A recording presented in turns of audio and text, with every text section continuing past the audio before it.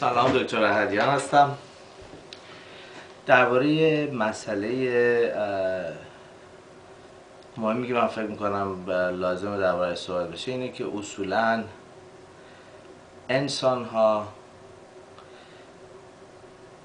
به صورتی که هستن و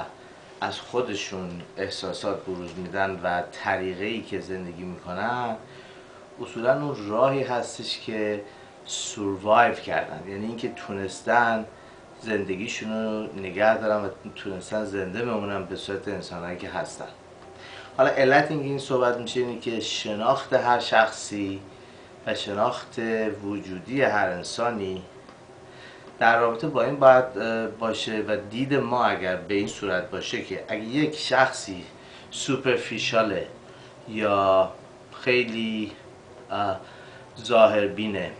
خیلی ظاهرسازه، خیلی حسوده، خیلی بدبینه، خیلی بدکرداره، خیلی پشت سر هم حرف بزنه، خیلی عصبانیه، خیلی شکاکه، خیلی پارانویده و خصوصیتی داره که ما به عنوان سابجکت، به عنوان انسان، به عنوان رابط دلمون میخواد که قضاوت بکنیم درباره‌اش و بگیم که این آدم چه آدم بدیه که دروغگوه، حسوده، بدخواهه، ظاهرسازه. مسئله به این صورت خواهد شد که ما به خودمون بیشتر صدمه میزنیم با این مسیر، به علت اینکه اصولا دیده شده که وقتی که ما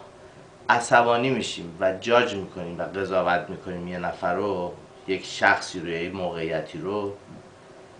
اثراتی که در ما میذاره اون اثراتی هستش که ما رو تحت تاثیر قرار داده و به این تحت تاثیر قرار داده شدن ما خودش اثرات منفی میتونه در ما بذاره به صورت شیمیایی، به صورت روحی و به صورت روابط اجتماعی. حالا اگر ما دیدمون به این صورت باشه که هر انسانی اون صورتی که وجود داره به اون صورتی که هست بهش نگاه بکنیم به صورت اینکه باید اینطوری می بوده که بتونه سروایو کنه و زنده بمونه و پیش بره، حالا چه اگه ظاهرسازه، چه اگه حسوده، چه اگه بدخواهه، چه اگه بدگوه، چه اگه به هر صورتی منفی هست، به نظر ما شناختی که میتونیم داشته باشیم اگه به این صورت بهش نگاه بکنیم که این شخص مجبور بوده برای اینکه زنده بمونه و زندگی بکنه و بره جلو باید دست میداده به این سیستم یا به این سیستم کشیده میشده یا باید اینطوری میبوده، خیلی راحت‌تر میتونیم با دنیا روبرو بشیم، خیلی راحت‌تر میتونیم قبول کنیم، خیلی راحت‌تر میتونیم مردم رو ببخشیم، خیلی راحت‌تر میتونیم خودمون رو ببخشیم، خیلی راحت‌تر میتونیم کمک بکنیم به اطرافیانمون و خیلی راحت‌تر میتونیم در اجتماعی که زندگی میکنیم اونطوری که هستیم ظاهر بشیم و ما رو قبول بکنن. این زندگی البته ایدئالیسته، خیلی مسئله ایدئالیستیکه،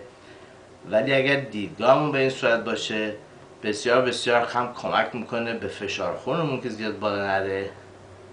و هم کمک میکنه به این که شب که میخوابیم راحت باشیم که صبح که میخوایم بیدار بشیم همونی که هستیم باشیم تو جامعه اطراف خودمون. البته این موقعی درست خواهد شد که جامعه اطراف خودمونم این نوشن و این آندرستندینگ رو داشته باشه. حالا این در مسئله در رابطه با بچه هامون، با خواهرمون، برادرمون، با جناقمون، خانوادهمون، دامادمون، عروسمون، پدرمون، مادرمون، پرزیدنتمون، با همه صدق میکنه، به صورتی با همه صدق خواهد کرد. این بینش میگن خیلی خوب بینشیه، انشاءالله که این بینش داشته باشیم. تا بعد.